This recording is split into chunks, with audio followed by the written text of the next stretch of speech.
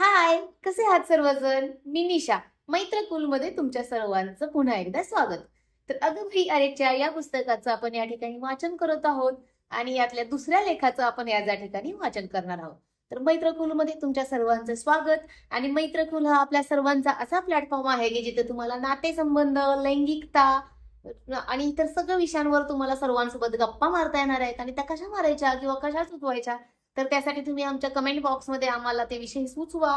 आमच्या WhatsApp group किंवा Telegram चॅनललाही देखील जॉईन करा आणि आपण या सगळ्या विषयांवरती आपण सोडून घेऊयात. साथी, अगबाई अरेच्या या पुस्तकातील दुसऱ्या लेखाचं या ठिकाणी आपण वाचन करणार आहोत. आणि आपला दुसरा लेख आहे चावट गप्पा मारण्याची जागा. आपल्या समाजात आजही सेक्स विषयी अभ्यासपूर्ण बोलणं तर दूरच, पण अनेकदा याविषयी मनातल्या भावना कुठे व्यक्त करणे सुद्धा शक्य होत नाही. म्हणजे मनात आलेले लैंगिक संबंधाविषयी काही विचार, कल्पना, भावना कुणाशी बोलायच्या झाल्या तर तशी सोयच आपल्याकडे उपलब्ध नसते. कारण सेक्स आणि त्या संबंधीच्या गोष्टी उघड बोलणे म्हणजे चावट बोलणे असं समजून अशा चावटपणातला आपल्याकडे असभ्यपणाचे लक्षण मानले जाते. तरीही त्यातल्या त्यात पुरुषांना अशा चावट गप्पांसाठी अनेक जागा मिळतात. अनेक पुरुषांना तर याविषयी बोलताना जागेचं सुद्धा भान नसतं किंवा तसं भान बाळगायची गरज त्यांना वाटत नाही. अर्थात हे सगळ्याच पुरुषांना लागू होत नसलं तरी अनेक पुरुषांना तर चावटपणा ही फक्त पुरुषांचीच मक्तेदारी असल्यासारखे हे वाटत असते. असे असले तरीही पुरुषांमध्ये सुद्धा अनेक जण समाजातील सभ्यतेचे निकष पाळायचे म्हणून मनातील चावटपणाची ही इच्छा तशीच दाबून ठेवत असतात. पुरुषांच्या तुलनेत स्त्रियांना मात्र अशा विषयांवर बोलताना खूपच सावधगिरी बाळगावी लागते. त्यामुळेच मुलांमध्ये किंवा पुरुषांमध्ये सेक्सवर जितक्या मोकळेपणाने चावट गप्पा होऊ शकतात तितक्याच स्त्रियांच्या होत नाहीत. म्हणजे चावट गप्पा अनेक मुली स्त्रिया करत असतात, पण त्या कुजबूज स्वरूपातच. पुरुषांसारखं मोठमोठ्याने खदाखदा हसत हसत मोकळेपणाने नाही. खरं तर जवळपास प्रत्येक स्त्री पुरुषांना असं काहीतरी बोलायची किंवा किमान ऐकायची तरी मनातून खूप इच्छा असते.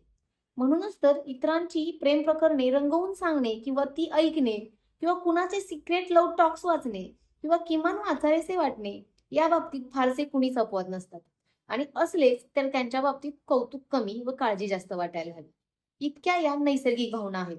त्यात जर कुणी एखाद्या प्रत्यक्ष लैंगिक संबंधाच्या वेळेचे अनुभव वर्णन करत असेल तर मग सगळे प्राण असे कानात एकवटून सगळं ऐकण्यासाठीच सगळे अधीर झालेले असतात. एक चावट संध्याकाळ हे नाटक जर कुणी ऐकले, पाहिले असेल तर त्यात अशा चावटपणाचे आणि वरवर सभ्यतेचे पांघरून घेऊन चावटपणाला नावे ठेवणाऱ्या पण आतून मात्र याच चावटपणाची ओढ असणाऱ्यांचे अनेक किस्से आहेत. या चावटपणाची भूक भागवण्यासाठी पुरुषांकडे त्यांचे कट्टे, अड्डे, चौक, ठेले, कॉलेज कॅम्पस किंवा चार जवळचे मित्र एकत्र येतील असे कुठलेही ठिकाण असते. स्त्रियांकडे मात्र यातली खूप कमी ठिकाणं असतात. आणि शिवाय स्त्रियांनी असलं काही बोलणं हे सभ्य, घरंदाज, चारित्र्यवान स्त्रीचं लक्षण मानत नसल्याने अनेकदा या विषयावर चुप्पीच असते. खूप कमी वेळा कुणीतरी एवढी विश्वासातील स्त्री भेटते जिच्यासोबत अशा चावट गप्पा मारता येतील. आजच्या तरुण मुला-मुलींच्या बाबतीत मात्र ही परिस्थिती आता बऱ्यापैकी बदलते. शिक्षणासाठी बाहेर राहणारे मुलं-मुली हॉस्टेलवर, रूमवर, मुली-मुली आणि मुलं-मुलं बिनधास्तपणे या चावट गप्पा एन्जॉय करू शकतात. पण तिथेही काही मर्यादेपर्यंतच बोलता येतं.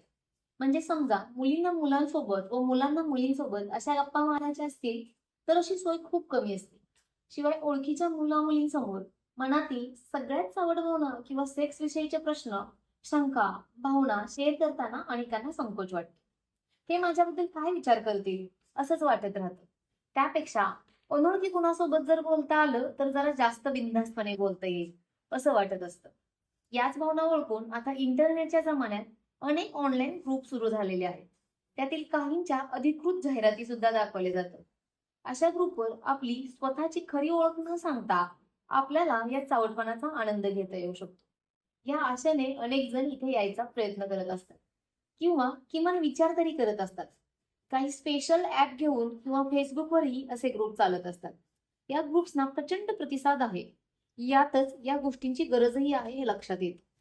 पण अर्थात पुन्हा इथे सुद्धा एखाद्या स्त्रीने ऍड होऊन प्रामाणिकपणे आपल्या मनातील भावना मांडण्याचा विचार करावा तर इथे त्याची सोयही नसते. कारण इथे दिसायला तर जास्तीत जास्त प्रोफाईल हे मुलींच्याच नावाने असतात, पण त्यातले बहुतांशी फेकच असतात व मुलांनीच ते मुलींच्या नावाने उघडलेले असतात किंवा काही त्या कंपनीचेच तयार केलेले असतात, फेक प्रोफाईल असतात. अशा वेळी मुलींनी जर तिथे काही मोकळेपणाने विचारायचं किंवा बोलायचं ठरवलं, तर त्यांच्याशी मोकळेपणाने बोलणं दूरच, पण त्यांच्याशी डायरेक्ट घाणेरड्या भाषेत बोलले किंवा त्यांना गृहीत धरून डायरेक्ट सेक्ससाठी, तेही अतिशय विचित्र, अपमानजनक भाषेत विचारणे आणि त्यांच्याविषयी ही म्हणजे तसलीच किंवा ऑलवेज अवेलेबल, नेहमीच उपलब्ध असलेलीच असल्यासारखे बोलून तिचे पुढे काहीही बोलण्याचे पर्याय थांबवले जातात. म्हणजे प्रत्यक्षात तर नाहीच, पण अक्षरशः ऑनलाईन सुद्धा असं काही बोलायला अजूनही मुलींना किंवा स्त्रियांना जागाच नाही. अनेक मुलं सुद्धा फक्त मुलींशी चावट बोलता यावं किंवा मनातील काही सेक्स विषयीच्या शंका, प्रश्न, भावना यांना इथे काहीतरी संधी मिळेल या प्रामाणिक आशेने आलेले असतात. पण त्यांना सुद्धा इथे लेवल सोडून बोललं जाणारं, सगळं बोलणं वाचून वीट येईल अशीच परिस्थिती असते. मग अशा वेळी या मुला-मुलींना मनातील सेक्स विषयी असलेल्या प्रश्नांवर किंवा कल्पनांवर बोलायचं कुठं? हा मोठा प्रश्न त्यांच्यासमोर असतो. सेक्स विषयी बोलावंसं वाटणं आणि सेक्स करावासं वाटणं यात बराच फरक आहे. पण तो फरकच अशा ग्रुप्समध्ये किंवा ऍप्समध्ये लक्षात घेतला जात नाही असं वाटतं. प्रत्यक्ष पुन्हा एखाद्या मित्रमैत्रिणींसोबत हे बोलावं, तर ते सुद्धा बोलणं आणि करणं त्यातला फरक समजून घेतील का? आणि आपल्याबाबत वेगळाच काहीतरी समज करून घेणार नाहीत ना? हाही प्रश्न असतोच. पालकांसोबत बोलायची तर सोयच नसते. खरंच मुलांना मुलींसोबत आणि मुलींना मुलांसोबत सेक्स विषयी मोकळेपणाने बोलता येईल, एकमेकांना न दुखवता व एकमेकांचा आदर राखून काही चावटपणा पण करता येईल अशी संधी उपलब्ध करून देता आली, तर किती मोठी भावनिक कोंडी फोडता येईल, किती मन मोकळी करता येतील आणि कदाचित मुला-मुलींचा एकमेकांकडे, एकमेकांच्या शरीराकडे व सेक्सकडे सुद्धा पाहण्याचा दृष्टिकोन यामुळे बदलू शकेल. अर्थात त्यासाठी आधी मुला-मुलींची शक्यतो पालक किंवा शिक्षक यांच्याकडून किंवा किमान इतर कोणाकडून जबाबदार, जाणकार व विश्वासू व्यक्तींकडून लैंगिकतेविषयी संवाद सुद्धा होत राहायला हवा. जेणेकरून त्यांच्या लैंगिक संबंध व लैंगिक अवयव यांकडे पाहण्याचा दृष्टिकोन निकोप राहायला मदत होईल. साथी चावट गप्पा मारण्याची जागा हा आपण आता लेख वाचलेला आहे. खरं तर वाचताना आपल्यालाही असं वाटत राहतं की हा खूप चावटपणाचा विषय आहे आणि या विषयावर बोलणं म्हणजे खूप चावटपणाचं असेल. पण ह्या सगळ्या विषयांवर मोकळेपणाने आपल्याला संवाद साधता आला तर किती छान होईल ना. म्हणजे एक दडपण, दरी किंवा त्याविषयीचे गैरसमज राहणार नाहीत आणि मग जे कुतूहल असतं, मला ही माहिती मिळवायची आणि मी कुठून तरी मिळवेल, कुठून तरी सीडीज किंवा कुठल्या तरी वेबसाईट माझ्या हाताशी लागतील आणि मी त्या सगळ्या जाळ्यात ओढली जाण्यापेक्षा पालक म्हणूनही आपणही मुलांशी अशा पद्धतीचं निकोप आणि अतिशय साध्या सोप्या भाषेत असलेलं लिखाण उपलब्ध करून देऊ शकलो, तर अधिक आपल्याला छान पद्धतीने संवाद साधता येईल.